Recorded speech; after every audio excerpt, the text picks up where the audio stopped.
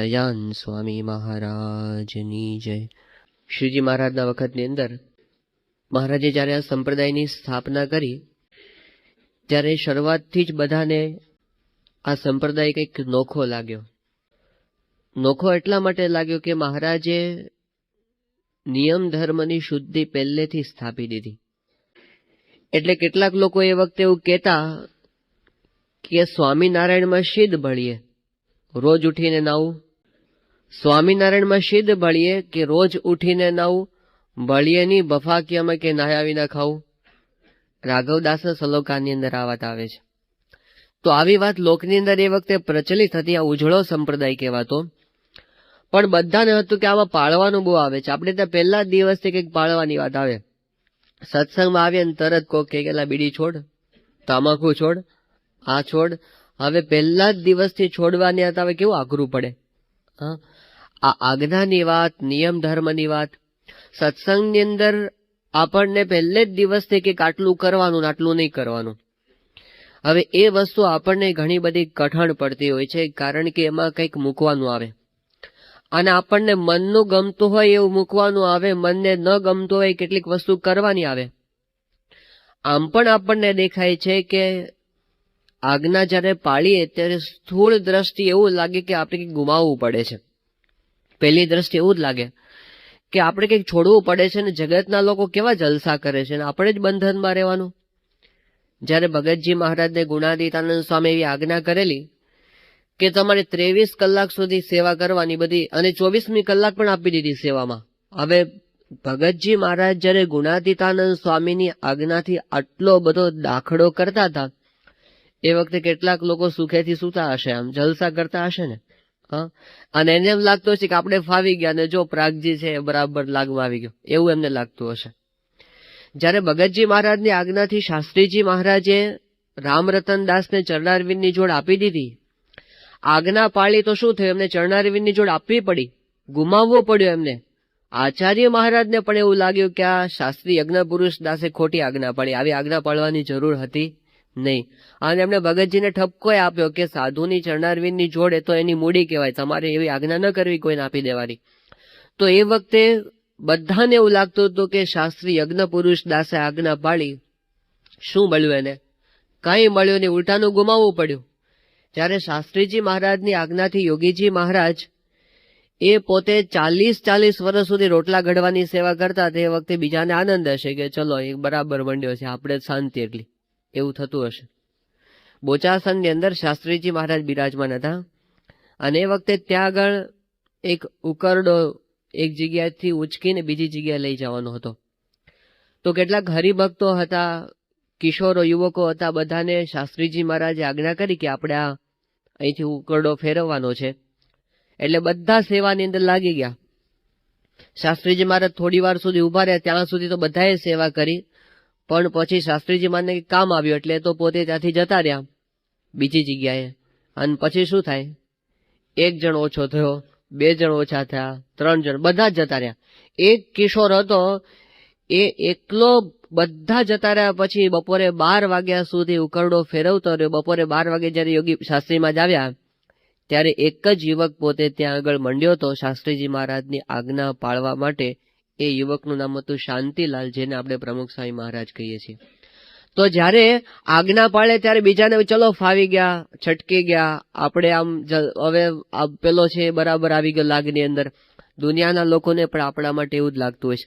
ગઈકાલે આપણને પૂજ્ય મહંત સામે આવી વાત કરેલી કે અહીંના લોકો આપણને એવું લાગે કે ફ્રી સોસાયટીમાં જીવે છે અને જલસા કરે છે અને ફાવી ગયા એવું લાગે અને આપણે બંધનમાં હોય એવું લાગે, પણ એમણે વાત કરી કે આગળ આપણા માટે વધારે મોટો ફાયદો છે। આજ્ઞા પાલનથી આપણે ભગવાન અને સંતના બની જઈએ છીએ, તો એનાથી આપણા જીવનમાં શું ફાયદો થાય છે એ જો આપણી નજર સમક્ષ આજ્ઞા પાલન અઘરું ના પડે। કારણ કે જેટલું આપણે ગુમાવવાનું છે એના કરતાં અનંત ગણું આપણને પ્રાપ્ત એની સામે થતું હોય છે। સૌથી પહેલી વસ્તુ તો એ છે કે આજ્ઞા પાલન જ્યારે આપણે કરીએ છીએ, નિયમ પાળીએ અથવા તો સેવા કરીએ એમની આજ્ઞા પાળવાથી, પણ એ વખતે આપણે નિર્ભય બની જઈએ છીએ। આ સૌથી મોટી વસ્તુ છે. આ જગતની અંદર બધાને આવતીકાલની ચિંતા છે કે કાલે શું થશે, કાલે શું થશે. બધાને, ભલે અમેરિકાના પ્રમુખ હોય તો પણ અંતરના એક ખૂણાની અંદર અસલામતીનો ભય બધાને સતાવે છે. હવે એની અંદરથી આપણે જ્યારે આજ્ઞા પાલન સિક્યોર થઈ જઈએ, આપણને વિશ્વાસ આવી જાય કે ભગવાન અને સંત આપણા પક્ષની અંદર છે અને આપણને શાંતિનો અનુભવ થાય, એ મોટી વસ્તુ છે. એ ક્યાંય જગતમાં પૈસા આપવાથી પણ પ્રાપ્ત થતું નથી. આજ્ઞા પાલનથી એ વસ્તુ થઈ જાય. શ્રીજી મહારાજે પ્રથમના 34માં વચનાવટમાં વાત કરી છે. મહારાજ કે ભગવાનના ભક્તને માથે કાળ કર્મ માયાનો હુકમ નથી. મહારાજ કે ભગવાનના ભક્તને જેટલું સુખ આવે છે ભગવાનની આજ્ઞા પાળવે કરીને, જેટલું દુઃખ આવે છે એટલું ભગવાનની આજ્ઞા લોપવે કરીને આવે છે. હવે સુખી થવું કે દુઃખી થવું એ કોના હાથમાં રહ્યું? ગુણાતીતાનંદ સ્વામીના વખતની અંદર જુનાગઢથી સંતો વિચરણ કરવા માટે ગયા હતા ગામડે. તો ગુજરાતમાં અને સૌરાષ્ટ્રમાં એ વખતથી આ જ પ્રશ્ન. હરિભક્તો બિચારા ખેતરની અંદર બધું વાવણી તો કરી હોય, પણ ચિંતા શું હોય કે વરસાદ થશે કે નહીં થાય, આવી ચિંતા તો હોય જ. એટલે સંતોને પૂછે કે આ વખતે શું થશે સ્વામી, વરસાદ થશે કે નહીં થાય? એટલે સંતો બધા ગામડેથી વિચરણ કરીને આવ્યા, ગુણાતીતાનંદ સ્વામીને વાત કરી કે સ્વામી, હરિભક્તો બધા અમને એવું પૂછે છે કે આ વખતે વરસાદ થશે કે નહીં થાય, તો અમારે શું જવાબ આપવો અમને કંઈ ખબર પડતી નથી. તો તમે કહો તો અમે એમને એ પ્રમાણે જવાબ આપીએ કે વરસાદ થશે કે નહીં થાય. ગુણાતીતાનંદ સ્વામી કે હરિભક્તોને વાત કરજો કે જો તમે શિક્ષાપત્રી પ્રમાણે જીવન જીવશો તો વરસાદ નહીં પડે ને તોય સુખી થશો, અને જો શિક્ષાપત્રી પ્રમાણે જીવન નહીં જીવો અને એની અંદર આગુ પાછું કરશો તો વરસાદ પડશે તોય દુઃખી થશો. આ કેટલો મોટો સિદ્ધાંત આવી ગયો. હવે સુખી થવું કે દુઃખી થવું એ આપણા હાથની અંદર આવી ગયું. આપણે જેટલી આજ્ઞા પડે એટલા સુખીને મહારાજે આ વાત કરી છે ભક્ત ચિંતામણીની અંદર કે સુખ દુઃખ આવે સર્વે ભેળું, તેમાં રાખજો સ્થિર મતિ, જાળવીશ મારા જનને વળી કરીશ જતન અતિ. એમ કરતા જો પંડ પડશે તો આગળ સુખ છે અતિ ઘણું, પણ વ્રત ટેક જો ટાળશો તો ભોગવશો સૌ તણું. મહારાજ કે બહુ જતન કરીશ તમારું, આમ તમારા ઉપર હું છત્ર ધારણ કરીને રાખીશ, તમને દુઃખી નહીં થવા દો. પણ મહારાજ કે જો વ્રત ટેક જો ટાળશો તો ભોગવશો સૌ તણું. આવી જ વાત મહારાજે જેતલપુરના 5મા વચનામાં કરી. મહારાજ કે જો તમે અમારી આજ્ઞા અને નિયમ બહુ પ્રકારે કરીને પાળશો તો મહારાજ કે 7 દકાળી જેવું દુઃખ આવશે ને તો પણ અમે રક્ષા ન કરનારા બેઠા છીએ. 7 દકાળી એટલે શું કે ઉપરા ઉપર 7 વર્ષ સુધી પાણીનું ટીપું ન પડે વરસાદનું, એવો મોટો દુષ્કાળ આવે. મહારાજ કે તો પણ હું તમારી રક્ષાનો કરનારો બેઠો છું, પણ જો તમે અમારી આજ્ઞાને નિયમ લોપશો તો તમારે ને અમારે લેણા દેણા નથી. આવી વાત મહારાજે ત્યાં કરી. તો આપણો સંબંધ એમની સાથે છે, ધર્મનો સંબંધ છે, નિયમનો સંબંધ છે, આજ્ઞા પાલનનો સંબંધ છે. એ જો આપણને સમજાઈ જાય તો પછી આપણને પરમ શાંતિનો અનુભવ છે એ થયા કરે કે ભગવાન આપણી સાથે બેઠા છે. અને આજ્ઞા પાલે એના માટે તો કેટલા પ્રસંગો સંપ્રદાયની અંદર એવા બન્યા છે કે ચકલી સારું બ્રહ્માંડ બોલી નાખે. અમદાવાદના હરિભક્ત જગજીવનમાં હતા, એ સમાગમ કરવા માટે ગયા યોગીજી મહારાજનો ત્યાં ગોંડલની અંદર. તો પછી એમની રજાઓ પૂરી થતી એટલે સ્વામીને કીધું કે સ્વામી હવે મારે પાછું નોકરી ચાલુ થાય છે તો આવતીકાલે મારે જવું પડશે. યોગીજી મહારાજ કે ના ગુરુ 2 દિવસ રોકાઈ જાઓ. જગજીવનભાઈ કે પણ સ્વામી આમાં તો કંઈ ચાલે એવું નથી અને અમારા શેઠ તો બહુ કડક છે, જો 1 દિવસ નોકરીમાં ન જાઉં ને તો મને તો છૂટો જ કરી દે. સ્વામી કે ના અમારી આજ્ઞા છે ને તમે રોકાઈ જાઓ. અને જગજીવનભાઈએ નક્કી કર્યું કે યોગીજી મહારાજની આજ્ઞા છે, જે થાય તે આપણે રોકાઈ જવું છે. અને રોકાઈ ગયા. અને બીજે દિવસે છાપામાં સમાચાર આવ્યા કે ભારતના વડાપ્રધાન લાલબહાદુર શાસ્ત્રી ધામમાં ગયા છે અને અઠવાડિયાનો શોક છે. અને બધું એ વખતે એમને નોકરીમાં કંઈ જવાનું કે એવું કંઈ થયું નહીં. પણ ભગવાન તો એવા છે, ભગવાનને સંત ગુણાતીતાનંદ સ્વામી કે ચકલી માટે બ્રહ્માંડ પણ બોલી નાખે, કરી નાખે એવું આપણા માટે. આપણને પરમ વિશ્વાસ હોવો જોઈએ કે હું એમની આજ્ઞા પ્રમાણે વર્તીશ એમાં સારું જ થવાનું છે. આ તમામ હરિભક્તોનો અનુભવ છે. તો આજ્ઞા પાલનથી, નિયમ પાલનથી આપણે સિક્યોર્ડ બની જઈએ, આપણે સુખી જ થવાના છે એવો આપણને વિશ્વાસ આવી જાય. આ મોટી વસ્તુ છે. ત્યાર પછી બીજી મોટી વસ્તુ શું છે? આજ્ઞા પાલનથી આપણા જીવનમાં સહજ પવિત્રતા આવે છે. આ વસ્તુ બહુ અઘરી છે. આ જગતની અંદર વાતાવરણ એવું છે, આજનું વાતાવરણ, કે આપણું અંતઃકરણ ડોળાવ્યા વિના રહે જ નહીં. શ્રીજી મહારાજે ગરડા પ્રથમના 18મા વચનામૃતની અંદર એવી વાત કરી છે કે આપણે જેવા વાતાવરણમાં જઈને બેસીએ ને એવું આપણું મન થાય. તો ત્યાં શ્રીજી મહારાજે વાત કરી કે દ્રષ્ટાંત એવું આપ્યું છે કે સુંદર 7 માળની હવેલી હોય અને હવેલીની અંદર કાચના તકતા જડેલા હોય અને પછી એમાં મહારાજ કે બધા વિષયી જીવની સભા ભરાઈને બેઠી હોય અને એની અંદર દારૂના સીસા કેટલાક તો ભરેલા પડ્યા હોય અને પછી એ પરસ્પર પાતા હોય અને પીતા હોય અને વેશ્યાઓ થઈ કાર કરી રહી હોય. મહારાજ કે એવા વાતાવરણની અંદર જઈને જો કોઈ ભગવાનનો ભગત બેસે ને તો એનું અંતર આમ ડોળાવ્યા વિના રહે નહીં. મહારાજ કે એ જ લગાવી દે, આમ મન થાય કે ચલો આપણે થોડુંક પી લઈએ. વાતાવરણની અસર થાય એવી. શુદ્ધ હૃદય હોય ને તો પણ ત્યાં મલિન થઈ જાય, એની એટલી અસર થાય. અને મહારાજે કીધું કે સુંદર તૃણની ઝૂંપડી હોય, સાવ સાદી તૃણની ઝૂંપડી, અને એમાં ફાટેલી ગોદડીવાળા પરમહંસની સભા ભરાઈને બેઠી હોય અને ત્યાં જઈને જો કોઈ વિષયી માણસ બેસે ને તો પણ અંતર નિર્મળ થઈ જાય. એ વખતે એને સારા વિચારો આવે, ભક્તિના વિચારો આવે, સંયમના વિચારો આવે. તો જેવું વાતાવરણ હોય ને એવી આપણા મન પર અસર થાય. હવે આપણી અત્યારની પરિસ્થિતિનો જો વિચાર કરીએ ને તો આપણે તો કાયમ હવેલીમાં જ બેઠા છીએ, જ્યાં જઈએ ત્યાં હવેલી. પહેલા તો કેવું હતું કે તમારે હવેલીમાં જવું પડે અને બધું. હવે તો એવું કાંઈ નહીં, તમે ટીવીની સ્વિચ ઓન કરો ને આખી હવેલી બહાર આવી જાય. આખી હવેલીમાં જ બેઠા છો એવું. સિનેમાની અંદર હવેલી, છોકરાઓ કોલેજમાં જાય તો ત્યાં હવેલી હોય છે. હવે તો ભણવાને બદલે ત્યાં હવેલી, ક્લબમાં હવેલી, બગીચામાં હવેલી, રસ્તા ઉપર તમે પોસ્ટર જોવો બધે હવેલી જ છે. આમાં તૃણની ઝૂંપડી રહી ક્યાં? હવે અઠવાડિયાની અંદર આપણે કોન્સ્ટન્ટલી એવા જ સંપર્કની અંદર છીએ કે જ્યાં બધે હવેલી જ હોય. હવે એની અંદરથી મુક્ત કેવી રીતે રહેવું? તો મહારાજે વાત કરી કે જેવું બહાર આપણે જોઈએ ને એવું આપણું અંતઃકરણ થાય જ છે. તો એને માટે સંયમના નિયમો આપેલા છે. એ જો નહીં હોય ને, શ્રીજી મહારાજે વાત કરી કે જનક રાજા જેવી આધ્યાત્મિક સ્થિતિ હોય અને એ પણ જો આવી રીતે કુસંગનો યોગ કરે તેનું અંતર ડોળાઈ જાય. આપણે ક્યાં વિશ્વામિત્ર જેવી તપશ્ચર્યા કરી છે? આપણે ક્યાં વાલ્મીક ઋષિ જેવું પોતે આમ અને પેલા પરાશર ને સૌભરી ઋષિ જેવી તપશ્ચર્યા કરવા ગયા? એ લોકો પણ ભ્રષ્ટ થયા, તો આપણું અંતર ભ્રષ્ટ ન થાય. અને પછી આપણે ધ્યાન કરવા માટે બેસીએ તો પછી શું દેખાય? ભગવાનની મૂર્તિ ન દેખાય, અંતર ડોળાયેલું રહે. તો એ બધામાંથી મુક્ત થવા માટે આપણને સાદા નિયમો આપી દીધા કે જોવું જ નહીં. જે જોવાથી આપણું અંતઃકરણ ભ્રષ્ટ થાય એ ન જોવું. આપણને સસ્તું મનોરંજન લાગે છે કે ચલો મારે ગુમાવવું પડશે, એ ગુમાવવાનું નથી. એમાં બહુ મોટો ફાયદો છે. એમાંથી મહારાજે પ્રથમના 25મા વચનામૃતની અંદર વાત કરી કે બધો 20 કોષનો પ્રવાહ છે એ આમ એક સાથે ચાલતો હોય તો કેટલો બધો બળવાન પ્રવાહ થાય. પણ મહારાજ કે 20 કોષનો પ્રવાહ જો જુદી જુદી દિશામાં જતો રહે તો એમાં કઈ બળ ન રહે.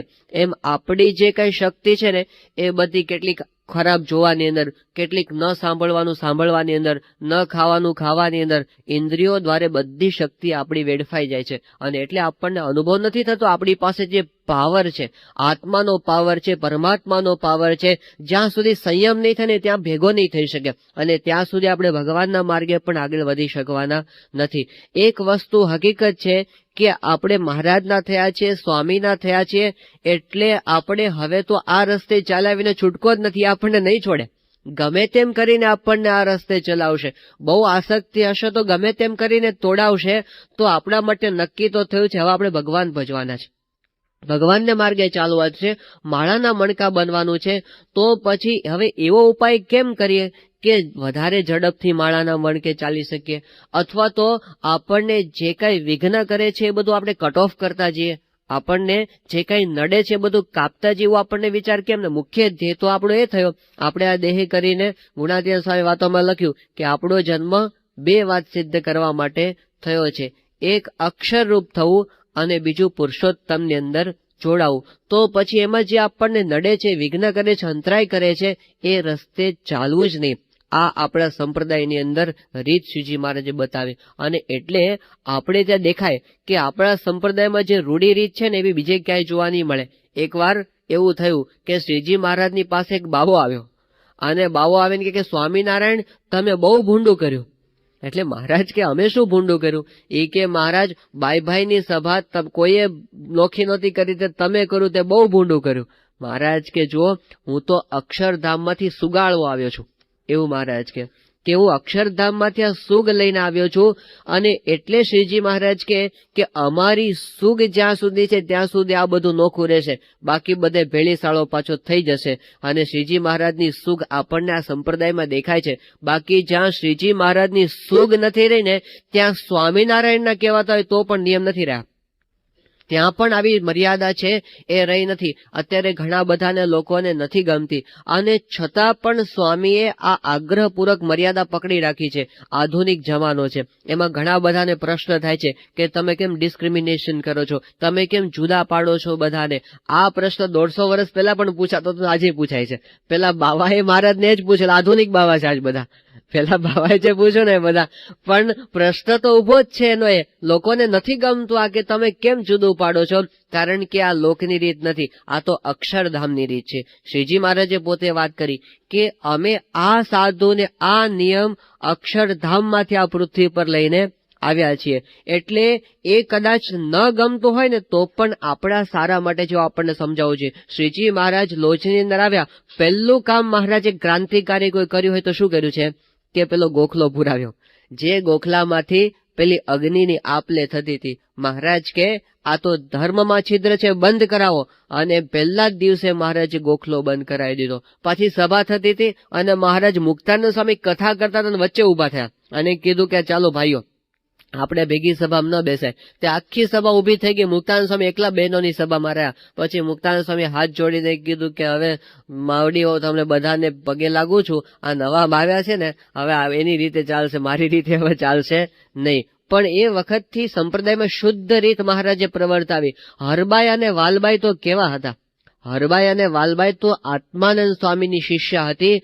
અને આત્મનિષ્ઠા તો કેવી હરબાઈ અને વાલબાઈની, આમ હાથની અંદર પેલો કોલસો સળગતો મૂક્યો હોય ને, ચામડી સડ બળી જાય છતાં મોઢામાંથી ઉકારો ન કરે, આવી સિદ્ધ આત્મનિષ્ઠાને પામેલી બાઈઓ હતી હરબાઈ ને વાલબાઈ. અને એ સભામાં આવીને બેઠી. મહારાજ બેઠા હતા અને સભામાં આવીને પડખે બેસી ગયા, તો આસન ઉપર ચડી ગઈ. અને સંતો બધા આગા પાછા થઈ ગયા, નીકળી ગયા. મહારાજ જોઈ ગયા. મહારાજ કે આ બધું કોણ છે અને કોણ આવીને બેસી ગયું અને આ કઈ રીત છે?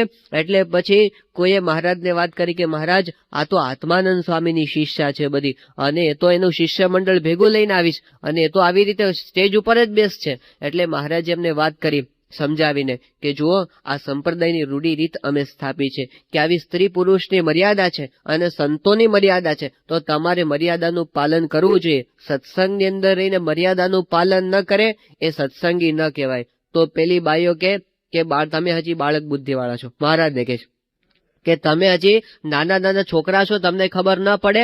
અમને રામાનંદ સ્વામીએ પણ કોઈ દિવસ ટોકી નથી અને અમારી આત્મનિષ્ઠા એવી છે કે અમને સ્ત્રી પુરુષનો ભેદ જ નથી. મહારાજે કીધું જો તમને કઈ ભેદ ન હોય તો વાંધો નથી, પણ આની અંદર તો સત્સંગમાં અનંત મુમુક્ષુ આવવાના, એ બધાના જીવનું રૂડું થાય એટલા માટે મર્યાદાનું પાલન તો તમારે કરવું જોઈએ. પણ પેલી બાઈઓ માને નહીં. મહારાજે એ વખતે ધડ દઈને હરબાઈને વાલબાઈને સંપ્રદાયમાંથી વિમુખ કરીને, એની મારે લોભ નથી રાખ્યો કે આવી આત્મનિષ્ઠ બાઈઓ સત્સંગમાંથી જતી રહેશે તો સત્સંગને નુકસાન જશે. મહારાજ કે જવું હોય તો ભલે જાય.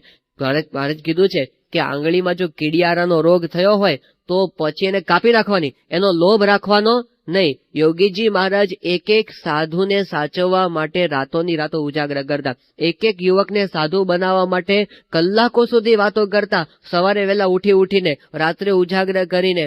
પણ જે દિવસે એમને લાગ્યું કે નિયમ ધર્મમાં કાચપ લાગે છે, એ વખતે એક સાથે 40 સાધુને ધડ દઈને કાપી નાખતી. યોગી મહારાજને જરાય ખચકાટ થયો નથી, જરાય નહીં. યોગીજી માને જરા પણ દુઃખ થયું નથી. આમ મહંત સ્વામી એકવાર પૂછ્યું કે બાપા આટલા બધા જતા રહ્યા, આમ નિર્દોષ જેવા કેટલાક હતા? યોગીજી મહારાજ કે ટાઢા પાણીએ ખસ ગઈ. હવે આવું યોગી બાપા આવું બોલે કેવું કહેવાય, પણ એનું કારણ એ હતું કે જ્યાં સુધી નિયમ ધર્મમાં શુદ્ધિ હોય ને ત્યાં સુધી ભગવાનને સંતનો રાજીપો રહે. પણ એમાં જ્યારે ખોટ આવે ત્યારે ગમે તેવો મોટો હોય ને એની મોહબત ક્યારે સત્પુરુષ પણ રાખતા નથી, ભગવાન પણ પોતે રાખતા નથી. ગુણાતીતાનંદ સ્વામીએ રઘુવીરજી મહારાજને કહી દીધું. રઘુવીરજી મહારાજે કીધું કે સ્વામી તમારે મારા પર કેવું હેત? સ્વામી કહે કે આચાર્ય મહારાજ તમારા ઉપર હેત તો ખરેખરું છે, પણ જો તમે જુનાગઢ આવતા હો અને મને એવી ખબર પડે કે તમારી સિગ્રામની અંદર 6 મહિનાની કોઈક બાળકી છે, તો એ વખતે જુનાગઢ મંદિરના દરવાજા તમારા માટે બંધ થઈ જાય. કે સ્વામી આટલું છે? ગુણાતીતાનંદ સ્વામી કે જુઓ, આપણે ધર્મનું હેત છે, ધર્મ લોપી નાખો તો તમારે ને અમારે હેત ઊભું રહે નહીં. તો આ હેતની રીત છે આપણા સંપ્રદાયની અંદર. આ આપણને સ્પષ્ટ થઈ જવું છે. લોકોને ડિસ્ક્રિમિનેશન લાગે છે એવું નથી. વાસ્તવની અંદર સ્વામી બાપાના અંતરની અંદર એવો કોઈ ભેદભાવ નથી, પણ નિયમની દ્રઢતા ખૂબ છે. ત્યાં વિદ્યાનગરની અંદર ડોક્ટર એચ.એમ. પટેલ સાહેબ, અને તો પોતે બહુ જ વિદ્વાન માણસ, બહુ જ બુદ્ધિશાળી, આઈસીએસ ઓફિસર, એક વખતના ભારતના નાણાપ્રધાન અને આખું ચારુતર વિદ્યા મંડળના પોતે પ્રમુખ, અને સ્વામીશ્રીના અત્યંત ગુણાનુરાગી. તો સ્વામીશ્રી પાસે જ્યારે આવે ત્યારે બાપાને આ વાત કરે કે સ્વામી તમે બીજું બધું બરાબર કરો છો, તમારું કાર્ય બહુ સારું છે, પણ મને એવું લાગે છે કે તમે છે ને આ નિયમમાં થોડી ઢીલ મૂકો, થોડુંક એની અંદર ઢીલું મૂકો. આ સાધુ બધા ભલે નિયમ પાડે, તમે છે ને બોલવા ચાલવાની છૂટ રાખો બહેનો સાથે, નહીતર તમારા સંપ્રદાયનો વિકાસ નહીં થાય. આવી પોતે વાત કરતા. તો સ્વામી કહેતા, સ્વામી તો બહુ સ્પષ્ટ એચ.એમ. પટેલ જેવાને કહી દે. સ્વામી કે સાહેબ તમે બુદ્ધિશાળી ખરા, પણ આ બાબતમાં તમારી બુદ્ધિ ના ચાલે. સ્વામી કે આ અમારો મામલો છે. પછી બાપા કે શ્રીજી મહારાજની આજ્ઞા પાળતા પાળતા જો સત્સંગનો વિકાસ થવો હોય તો ભલે થાય, અને જો સત્સંગનો વિકાસ નહીં થાય તો ખૂણામાં બેસીને ભજન કરશું, પણ મહારાજની આજ્ઞા લોપીને અમારે એવો ખોટો વિકાસ, એ તો મળદું ફૂલા જેવું છે. એ વિકાસ નથી. કોઈક જગ્યાએ આપણને વિકાસ બહુ ભેગા થયા, એ કઈ હોતું નથી. બધા ભેગા થતા હોય છે. મહારાજે વાત કરી છે, આ તો હલાવી નાખે એવી વાત છે, દુનિયાના લોકોને કહીએ ને તો, પણ અંતરમાં તપાસ કરે તો સાચી વાત લાગે. શ્રીજી મહારાજે અંત્યના 38ના વચનામૃતની અંદર એક શબ્દ વાપરેલો છે, સ્ત્રીને બેઠ્યા ઉઠ્યાની વાસના. બીજું કઈ ના હોય, હળવા મળવાની બેઠ્યા ઉઠ્યાની વાસના હોય, એમાંથી એનું પોષણ થતું હોય, એની કોને ખબર પડે? પણ એ વાત મહારાજે પોતે પકડી છે ને આપણા સંપ્રદાયમાં આપી છે. તો બધા ભેગા થતા હોય સત્સંગના નામે, પણ આનંદ બીજો માણતા હોય. અત્યારે આ દુનિયાના લોકોને અઘરું લાગે કદાચ અને આકરું પડે, પણ જે અંતરની શુદ્ધિની વાત તો ગુણાતીત સંપ્રદાયમાં છે, અને એ વાત ગુણાતીતાનંદ સ્વામી પોતે કરી છે કે વિષયના ખંડનની વાત તો શ્વેતદીપમાં છે, બદ્રિકાશ્રમમાં છે, અક્ષરધામમાં છે. આ લોકમાં મોટા એકાંતિક પાસે છે, બીજે ક્યાંય નથી. બીજે બધે તો વિષયનું પોષણ છે. ભેગા થતા હોય બધા ધર્મના નામે. કોઈની તાકાત છે ગરબાનું ખંડન કરી શકે? બાપા કરે છે.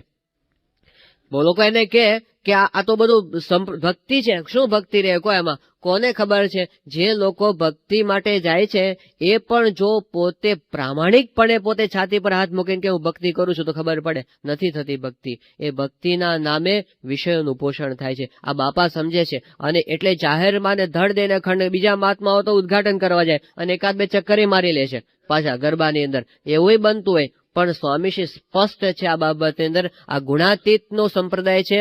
આ અક્ષરધામમાં જવાની રીત છે. આ તો કારણ શરીરના ભાવને ટાળીને કલ્યાણ કરવાનો માર્ગ છે. એવી વાત ગુણાતીતાનંદ સ્વામી 3જા પ્રકરણની વાતમાં કરી. એ બીજે ક્યાંય મળશે નહીં. તો એટલા માટે એચ.એમ. પટેલને પણ સ્વામીએ કહી દીધું કે એવો વિકાસ અમારે કરવો નથી. પણ જો સ્વામીશ્રીના અંતરમાં કેટલી સ્પષ્ટતા છે એની સાથે આપણને ખબર પડે. એમને એવો કોઈ પ્રકારનો તિરસ્કારનો ભાવ પણ નથી. જ્યારે બોચાસણની અંદર સ્વામીશ્રી હતા બપોરે, અને સ્વામી જમતા હતા, ને એ વખતે રિપોર્ટ આવ્યો અને કોઈ વાત કરી કે એચ.એમ. પટેલ ધામમાં ગયા છે. એટલે પછી બધી એચ.એમ. પટેલની વાતો જૂની નીકળી. એ વખતે સંતોએ વાત કરી કે બાપા આ એચ.એમ. પટેલ સાહેબ છે ને એ કાયમ તમને એવી વાત કરતા કે દુનિયાની 50% વસ્તીને તમારો ડાયરેક્ટ લાભ મળતો નથી. દુનિયાની 50% વ્યક્તિઓને તમારો ડાયરેક્ટ લાભ છે એ મળતો નથી, માટે તમારે એની અંદર કંઈક છૂટ મૂકવી જોઈએ એવું કહેતા. સ્વામી પણ પોતે હસી પડે. સ્વામી કે આ સાહેબનો આગ્રહ આ કાયમ માટે રહેતો, અને કહેતા કે 50% લોકોને તમારો લાભ મળતો નથી. પણ પછી સ્વામી બોલ્યા કે સ્વામી કે પણ હકીકત તો એ છે કે ખરો લાભ તો એ 50% જ લેતા હોય છે. એવું સ્વામી બોલે. સ્વામી કે આ તો અમારી સામે બેઠા હોય ને પછી બીડીઓ ફૂકે. દૂર જઈ અને બીડીઓ ફૂકે, પણ કે આજ્ઞાની અંદર, નિયમ પાળવાની અંદર, ભક્તિની અંદર, ઉપાસનાની અંદર સ્વામી કે બહેનોની ભક્તિ વધારે હોય છે, આવું સ્વામી બોલેલા. તો મોટા પુરુષને તિરસ્કાર નથી, અનાદર નથી. પ્રસંગે પ્રસંગે સ્વામીશ્રીએ તો સ્વપ્નમાં દર્શન આપીને, બીજા સ્વરૂપે દર્શન આપીને એમના ભક્તિભાવ અંગીકાર કરીને બહેનોની પણ ભક્તિને પુષ્ટ કરી છે. એના સંપ્રદાયની અંદર આપણને દેખાય છે.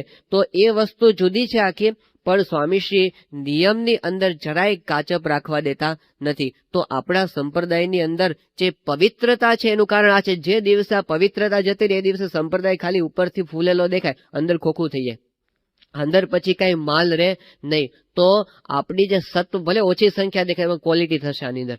આની અંદર ક્વોલિટી હશે. પેલી મોટી સંખ્યા દેખાતી હોય પણ એની અંદર તો લોકો ભેગા થતા હોય, ભેગા થઈને છૂટા પડે, ક્લબમાં છૂટા પડે, એવી રીતે એમાં ભક્તિ ન રહે, ભગવાનમાં ધ્યાન ન રહે, પણ બીજે ધ્યાન રહ્યા કરે. મહારાજે વાત કરી કે સભા બેઠી હોય, ગમે તેવો ધીરજવાળો પુરુષ હોય, અને એ વખતે પણ જો કોઈ રૂપવાન પુરુષ અથવા સ્ત્રી આવે તો એકબીજાને જોયા ફેર પડી જાય. મહારાજ કે અમારું મુખ શામળું થઈ જાય છે. શ્રીજી મહારાજને ગમતું નથી. તો મહારાજને જે પ્રિય વસ્તુ છે નિયમ, એ મહારાજે આ સંપ્રદાયની અંદર આપીને સંપ્રદાયને શુદ્ધ રાખેલો છે.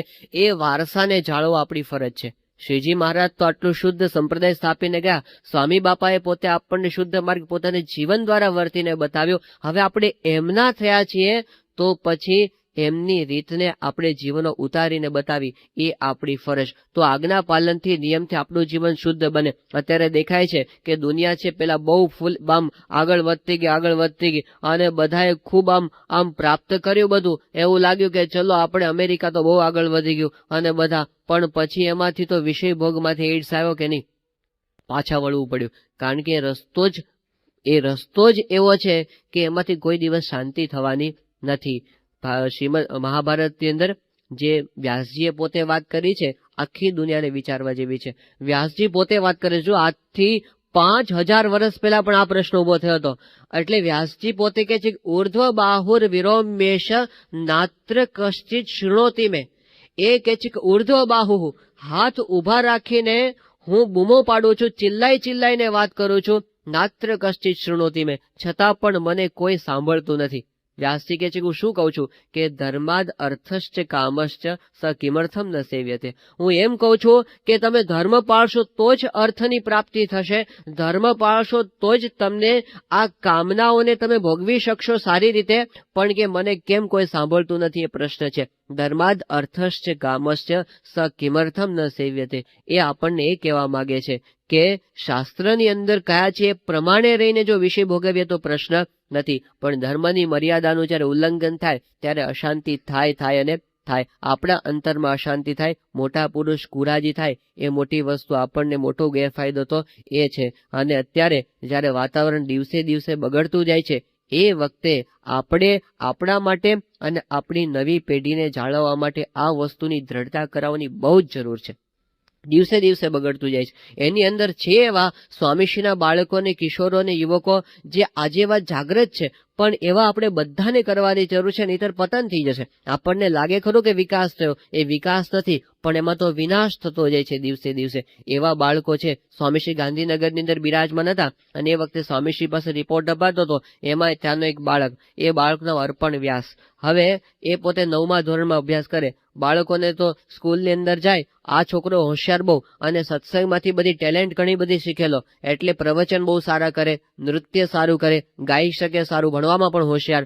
હવે એ વખતે સ્કૂલની અંદર એન્યુઅલ ડે આવતો હતો, એટલે એમના ટીચરની ઈચ્છા કે આ અર્પણ છે ને આપણે ત્યાં એન્યુઅલ ડેમાં ડાન્સની અંદર પોતે ભાગ લે. અર્પણની બહુ ઈચ્છા નહીં, પણ ટીચરે કીધું કે તારે આજે પ્રેક્ટિસમાં આવવું પડશે. એટલે એને પોતાની ટીચરની આજ્ઞાથી જવું પડ્યું. એ દિવસે સાંજે પોતે ગયો પ્રેક્ટિસમાં. ત્યાં ગયો ત્યારે એને ખબર પડી કે અહીંયા તો બધા ભાઈઓ બધા, એટલે પેલી છોકરાઓને છોકરીઓને ભેગા ડાન્સ કરવાનો છે. હવે એને થયું કે આ બાપાને ગમતું નથી, અને પોતે ઘરે ગયો. અને બીજે દિવસે હવે કોઈને શીખવાડેલો નહીં, પણ પોતાની આપ સૂઝથી એને કેવો ઉપાય કર્યો, એ પોતે બીજે દિવસે સ્કૂલમાં ગયો અને પગે હળદર લગાડીને ગયો, અને લંગડાતો હાલે. એટલે ટીચરે કીધું, અર્પણ શું થયું તને? એ કે બસ હું કાલ જતો હતો ને તો રસ્તામાં સ્લીપ થઈ ગયો ને મને આવી રીતે પગ મચકોડાઈ ગયો, મારાથી ચલાતું નથી. એ કે એવું થયું? તો તારાથી ડાન્સમાં ભાગ નહીં લેવાય એમ ને? એ કે આ ક્યાં મારે લેવો છે પણ ક્યાંથી લેવાય હવે? બસ કે તો વાંધો તું ના આવતો પ્રેક્ટિસમાં. હવે આવો ઉપાય, લોકો સામેથી નાચવા પ્રયત્ન કરે છે ઘૂસવા માટે. આમ મોટા થઈ નાચી નાખતા હોય તો જોવા તો જાય જ ડોસલાઓ પણ. એવું છે અત્યારે. એ વિદ્યાનગરમાં મહંત સ્વામીને એક બાળક વળેલો. એ કે મહંત સ્વામી કે તું છે ને તું જાય છે? એ કે ના હું તો નથી જતો પણ મારા દાદા રોજ જાય છે. હલો આ ગરબા જોવા માટે. તો એવું નાના બાળકો આવા તૈયાર થયા છે. ભવિષ્યની પેઢી સ્વામીના છે આવો આપણને દેખાય. ત્યાં બીજો એક બાળક મુદિત ઉપાધ્યાય, ગાંધીનગરનો બાળક. હવે એમાં એવું થયું કે એમના ફાધરને એના બધા મિત્ર મંડળ હોય ને બધા સાઉથ ઇન્ડિયાની ટૂરમાં ગયા હતા. તો ત્યાં એક શહેરની અંદર રાતના હોટેલની અંદર રાત રોકાયા હશે. રાતે એ લોકોએ બધાએ નક્કી કર્યું કે આપણે સિનેમા જોવા માટે જવું. પેલા બાળકે બાળમંડળમાં એવો નિયમ લીધેલો કે મારે સિનેમા ન જોવાય. હવે પેલા વડીલો બધા જવા માટે તૈયાર થઈ ગયા. આ બાળક મુદિત કે મારે નથી આવવું. પણ પેલા એ બહુ આગ્રહ કર્યો. બાપુજીએ તો એને ખખડાવીને કહી નાખ્યું. એ કે તને એકલો એ મૂકીને અમે ન જઈ શકીએ, આવા વેવલા વેડા નહીં કરવાના, ખોટા નિયમ અત્યારે નહીં ચાલે, ચાલ અમારી સાથે આવવું પડશે. પરાણે લઈ ગયા ને અને એને ત્યાં લઈ ગયા, ટિકિટ લીધી અને ત્યાં બેસાડ્યો સિનેમાની અંદર. પણ જેવું પેલું ચાલુ થયું ને એ છોકરો નીચું માથું ઘાલીને બેસી ગયો, ઊંચું માથું કરે નહીં અને રડ્યા કરે. જયારે 10 મિનિટ થઈને એનો રડતો જોયો એટલે એના પિતાએ એને પૂછ્યું કે મુદિત તને શું થાય છે? એ કે ડેડી મને છે ને મારો નિયમ લોપાય છે, મને બહુ દુઃખ થાય છે. અને આવી રીતે છોકરાને રડતા જોયો એના બાપજીનું હૃદય પીગળી ગયું. એને લાગ્યું કે આ નહીં માને છોકરો. એટલે પછી પોતે એના મિત્રોને કીધું કે હું છે ને હવે હોટેલ પર જાઉં છું, આ છોકરાની તબિયત સારી નથી. અને જ્યારે એને હોટેલ પર લઈને આવ્યા ત્યારે પેલાને આનંદ થયો. તો આવા નિયમો પાળવાની દ્રઢતા બાળકોને કિશોરોની અંદર છે. જ્યારે 10, 15, 20, 25 વર્ષ પછી સમાજની અંદર આમ વધતો જ જાય છે વ્યભિચાર. હવે એવો સમાજ આવીને ઉભો રહેશે જ્યારે કોઈ શુદ્ધ નહીં હોય. એ વખતે આપણે ત્યાં જે લક્ષ્મણજીની વાતો છે કે કચ્છની વાત આપણે કરીએ છીએ કે શિવલાલ શેઠની પરંપરાની વાતો કરીએ છીએ. ભારતીય સંસ્કૃતિના એ મહાન આદર્શોનો વારસો જો કોઈ જાળવશે તો પ્રમુખ સાહેબ મહારાજના કિશોરો બાળકો છે, બીજા કોઈ નહીં. ક્યાંય નહીં હોય આવી શુદ્ધિ. પણ અત્યારે એવી પેઢી તૈયાર થાય છે. સ્વામી તો ખટકો રાખીને કરે છે. હવે એની અંદર આપણે ભળવાનું છે. આપણે એ લોકોને વિવેક આપવાનો છે. એ બાળકોને ઘણી વખત એ લોકોને તો ઈચ્છા થાય કારણ કે મિત્ર મંડળ પાસેથી એવી જ વાત શીખતા હોય. પણ બાળકોને વિવેકપૂર્વક સમજાવો કે ટીવી જોવાનો વાંધો નથી, પણ શું જોવું અને શું ન જોવું, કેટલું જોવું ને કેટલું ન જોવું, આ વિવેક તો એને સમજાવવો પડશે. ઇન્ટરનેટની પાસે છોકરો બેઠો હોય મોડી રાત સુધી એકલો તો એને સમજાવવો પડે. એનું ટીવી એવી જગ્યાએ રાખવું જોઈએ કે જે એકલો ખૂણામાં બેઠો પોતે જોઈએ. કારણ કે બાળક છે, જિજ્ઞાસા વૃત્તિથી પોતે ગમે તે જોઈએ, એને ક્યાં ખબર છે કે. પણ પછી એમાંથી એનું મન ખલાસ થઈ જાય. તો એને આવો વિવેક આપવો, થોડુંક એના ઉપર ધ્યાન રાખવું. જો અત્યારે આપણે ધ્યાન નહીં આપીએ તો પછી ભવિષ્યમાં એનું બિચારાનું જીવન ખલાસ થઈ જશે. આપણે એને ખાલી મોટેલ જ વારસામાં થોડી આપવાની છે. આપણે ખાલી વારસામાં એને થોડી સંપત્તિ કે બેંક બેલેન્સ થોડું આપવાનું, સંસ્કાર પણ વારસામાં આપવાના છે ને.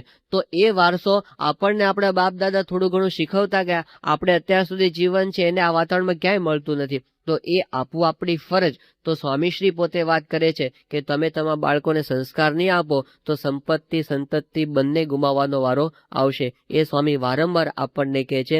તો સંસ્કાર, સંયમના પાઠ એ આપણને આ સત્સંગ શીખવે છે. તો એ વસ્તુ બહુ આવશ્યક છે. તો એનું આપણને જાગૃતિ રહે. અને સૌથી મોટી વસ્તુ તો એ છે કે આ આજ્ઞા નિયમ પાલનના એક પણ ફાયદો આપણને ધારો કે ન સમજાય, આપણને સાવ નકામું જ લાગે કે આવું બધી શું જરૂર છે, તો એક વસ્તુ તો છે જ કે એનાથી સ્વામી બાબા રાજી થાય છે. બસ સ્વામી રાજી થાય છે. ગુરુના રાજીપાથી મોટી પ્રાપ્તિ આ જગતની અંદર બીજી કોઈ નથી. મોટામાં મોટી પ્રાપ્તિ એ છે. એને છે ને ભલે તમે ચેકના રૂપમાં તમે ન બતાવી શકો, એને કઈ ડોલરના આંકડાના રૂપમાં બતાવી ન શકાય, પણ ગુરુનો રાજીપો એનાથી મોટી કોઈ પ્રાપ્તિ આ જગતની અંદર નથી. એ આનાથી આપણને પ્રાપ્ત થાય છે. આગળના ગુરુ ભક્તોને જીવન સામું જોઈએ ત્યારે આપણને ખબર પડે એ લોકો હોમાઈ ગયા છે. ગુરુને રાજી કરવા માટે હોમાઈ ગયા. જેમ ગુરુ રાજી થાય એમ એમણે બધું કરી બતાવ્યું છે. ઉપનિષદ કાળથી તમે જુઓ, જે સિદ્ધિને પામેલા છે આધ્યાત્મિક માર્ગે, બધાએ બુદ્ધિનો ઉપયોગ કર્યો નથી. ગુરુ કેમ કરવાનું, બસ ગુરુ કે ને એમ કરવાનું, એમાં કદાચ આપણને ગમે ન ગમે, ફાવે ન ફાવે, પણ એ કે એમ કરતા રહેવાનું. ઉપમન્યુ ની કથા આવે છે ત્યાં ઉપનિષદની અંદર. હવે ઉપમન્યુ પોતે ગુરુની પાસે ગયો જ્ઞાન લેવા માટે, અને ગુરુએ પછી એમને સોંપી સેવા કે તારે છે ને રોજ આ ગાયો ચરાવવા માટે જવાનું. રોજ ઉપમન્યુ જાય ગાયો ચરાવવા અને પાછો આવે. હવે એનું શરીર છે ને જરા બહુ સારું, આમ વ્યવસ્થિત અને રૂષ્ટપુષ્ટ હતો. એટલે ગુરુજી એકવાર પૂછ્યું ઉપમન્યુને કે ઉપમન્યુ, તું આ તારું શરીર તો બહુ આમ સારું દેખાય છે, તે રોજ શું ખાય છે તું? એટલે એમને કીધું કે ગુરુજી, હું તો ભિક્ષા માંગવા માટે જઉં છું. આશ્રમમાંથી બીજા વિદ્યાર્થીઓ જતા હોય અને ગૃહસ્થને ત્યાંથી જે કઈ ભિક્ષા પ્રાપ્ત થાય એ બધું હું ખાઈ જાઉં છું. તો ગુરુજીએ કીધું કે એવું તારે એકલા સીધા ખાઈ ન જવાય. તારે જે કઈ ભિક્ષા આવે ને પેલા ગુરુને અર્પણ કરાય, અને પછી ગુરુ જે કઈ વધારે આપે ને, પાછું ગુરુ અંગીકાર કર્યા પછી જે વધે ને એ જ તારે ખવાય, એ સિવાય ન ખવાય. એ સારું ગુરુજી, હવે તેવું કરીશ. અને બીજે દિવસથી શું કરે, ભિક્ષા માગીને ગુરુ પાસે લાવે તો ગુરુ બધું ખાઈ જાય, કાંઈ વધારે નહીં, આમ એક દાણોય વધારે નહીં. એટલે પછી આમનામ અઠવાડિયું પસાર થઈ ગયું, 10 દિવસ પસાર થઈ ગયા. પછી ગુરુજીએ પાછું ઉપમન્યુ પૂછ્યું કે ઉપમન્યુ, તારું શરીર તો હજી આમ બહુ સારું દેખાય છે, આમ રૂષ્ટપુષ્ટ, તે તું હવે શું ખાય છે? એ કે ગુરુજી, હું છે ને બીજી વાર ભિક્ષા માગી આવું છું. એ કે એવું ના કરાય, ગૃહસ્થને ત્યાંથી બીજી વાર આપણે ભિક્ષા માંગવા જવાય ને? એક જ વાર મગાય, બીજી વાર ન માગવા છે. કે સારું હવેથી નહીં માગું, અને એને બંધ કરી દીધું. પાછું અઠવાડિયું પસાર થયું અને કે ઉપમન્યુ, તારું શરીર તો હજી આમ જરા સારું દેખાય છે, તે શું ખાય છે તું? કે ગુરુજી, હું આ ગાયો ચરાવવા જઉં છું, તે પછી ગાયોનું દૂધ પી જાઉં છું. એ કે આવું ના કરાય, ગાયોનું દૂધ તો વાછરડાઓ માટે છે, એ તારે પીવાય નહીં, વાછરડાઓનું પોષણ ન થાય. કે સારું ગુરુજી, હવે હું નહીં કરું, અને બંધ કરી દીધું એને. અને પાછું અઠવાડિયું પસાર થયું અને પછી પાછું હવે શું ખાય છે ઉપમન્યુ તું? તારું શરીર તો હજી આમ કઈ બહુ ઓછું થયું લાગતું નથી. એ કે ગુરુજી, પેલું વાછરડાઓ દૂધ પીવે ને પછી એના મોઢા ઉપર જે પેલા ફીણ બહાર નીકળ્યા હોય ને એ ચાટી જઉં છું ને એનાથી મારું ચાલે છે. ગુરુજી કે એવું ન કરાય, કારણ કે વાછરડાને તારા પર હેત છે, એટલે તારા માટે છે ને એ વધારે ફીણ બહાર કાઢે છે, એટલે એનું પોષણ બરાબર થતું નથી, એટલે એ નહીં ખાવાનું. હવે નહીં ખાવ, સારું. એ બંધ થઈ ગયું અને પછી તો કંઈ ખાવાનું ન રહ્યું, કંઈ પીવાનું ન રહ્યું. એટલે પછી તો ભૂખ બહુ લાગી પાછી. એટલે પછી જ્યારે ગાયો ચરાવીને પાછો આવતો હતો ત્યારે જંગલના કંઈક વનસ્પતિના પાન હતા, એને ખાધા. ભૂખમાં ને ભૂખમાં કંઈ રહેવાયું નહીં એટલે, પણ એ તો કંઈક ઝેરી પાંદડા હતા, એટલે આંધળો થઈ ગયો. અને ઉપમન્યુ પોતે રસ્તાની અંદર આવતા આવતા કૂવામાં પડી ગયો. હવે પેલી ગાયો હતી એ તો આશ્રમની હતી, એટલે આશ્રમમાં પાછી આવી ગઈ. ઉપમન્યુ દેખાયો નહીં. એટલે ગુરુજી પછી ઉપમન્યુને શોધવા માટે નીકળ્યા અને પછી બૂમો પાડતા પાડતા ખબર પડી કે આ તો આ કૂવાની અંદર છે. એને બહાર કાઢ્યો અને એને પોતે ગુરુજીએ પાછો દેખતો કર્યો, પણ એ વખતે ઉપમન્યુને બ્રહ્મ જ્ઞાન સિદ્ધ થઈ ગયું. તો ગુરુની આજ્ઞા પ્રમાણે દેહનો અંત થાય ત્યાં સુધી આમ મન મનાય કે ન માને, એ ગમે તેમ લાગે પણ એ પ્રમાણે કરવાનું એટલે કરવાનું. આ સારામાં સારો અને સહેલામાં સહેલો માર્ગ છે. જ્યારે અમૃત મહોત્સવની અંદર સ્વામી શિવાય સુબ્રહ્મણ્યમ આવેલા અને એ વખતે એમણે પ્રવચન કરેલું, એમણે 6 વાક્યનો એક સિદ્ધાંત કીધો હતો. 6 વાક્યનો એક સિદ્ધાંત આધ્યાત્મિક માર્ગે આગળ વધવા માટે. 6 વાક્યનો સિદ્ધાંત શું? ઓબે યોર ગુરુ, ઓબે યોર ગુરુ, ઓબે યોર ગુરુ, ઓબે યોર ગુરુ, ઓબે યોર ગુરુ, ઓબે યોર ગુરુ. આ જ વાક્ય કે તમે ગુરુની આજ્ઞા પાળો, એમાં બધું જ આવી જાય છે. તો સ્વામીની આજ્ઞા પાળવા માટેની એવી તત્પરતા કે ભલે સ્વામી કે છે એટલે મારે કરવાનું, નહીતર મન આપણને છે આટલામાં શું એવું થાય આપણને કે આટલામાં શું, જરા આમ બહારનું ખાઈ લે એમાં શું વાંધો આવે છે, જરા આમ જોઈ લીધું આટલામાં શું, પણ એમાં આપણું મન આપણને ફસકાવતા ક્યાંનું ક્યાં લઈ જાય. આપણને થાય કે ચલો મારું તો મન પર સંયમ છે. એક ભાઈએ છે ને દારૂ છોડી દીધો, શરાબ આમ નિયમ કે નથી જ પીવો હવેથી, અને પછી આમ મન એવું મક્કમ કર્યું કે દારૂ બંધ થઈ ગયો. એટલે એમને થયું કે ચલો આમ તો દારૂ નથી પીવાતો, પણ હું હવે મારા મનની કસોટી કરું કે આમ પેલી શરાબની દુકાન પાસેથી પસાર થાવ તો મને સંકલ્પ થાય છે કે નહીં. અને આમ બીજે દિવસે તો શરાબની દુકાન પાસેથી આમ નીકળ્યા. હા, પોતે લીકરની દુકાન હતી અને છતાંય એને સંકલ્પ જ ન થયો.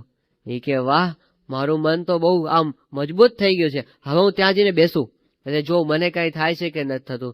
તો ત્યાં જઈને બેઠો, ત્યાં પેલા દુકાનમાં જે હોય ને એનું બહાર એમાં જઈને, અને છતાં પણ એને કઈ સંકલ્પ જ નતો. એ કે વાહ, હવે છે ને હવે તો એને ખરીદીને મારી સામે રાખું જો.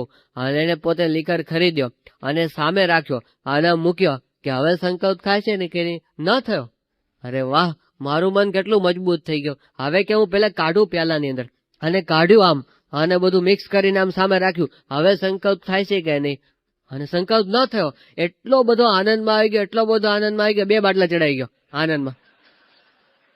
હવે આ છે ને આપણને મન છેતરતું જ હોય છે. આપણે પેલી વાંદરાની ને કેળાની વાત સાંભળીએ છીએ કે આમાં કાલ ઉપવાસ, કાલ ખાશું, કાલ ખાશું, અને કેળું આખે આખું મન છેતરે છે. અને એટલે છે ને મનને ચાન્સ આપણે આપીએ ને એમાં આપણે હંમેશા ગુમાવાના. એટલે મનનો વિશ્વાસ ન કરવો, એ વાત મહારાજજી કરી. એક જ વસ્તુ, ગુરુ કેમ કરી નાખો, આંખો બંધ કરીને ગમે કે ન કરે એમાં આપણે બહુ સેફ છીએ. મહારાજે અંત્યના 14મા વચનમાં વાત કરી કે વિશ્વાસી ભક્ત શ્રેષ્ઠ, ગુરુ કેમ કરી નાખે, ભગવાનને સંત કેમ કરી નાખે, એમાં મન માનિક એ શ્રેષ્ઠ માર્ગ છે.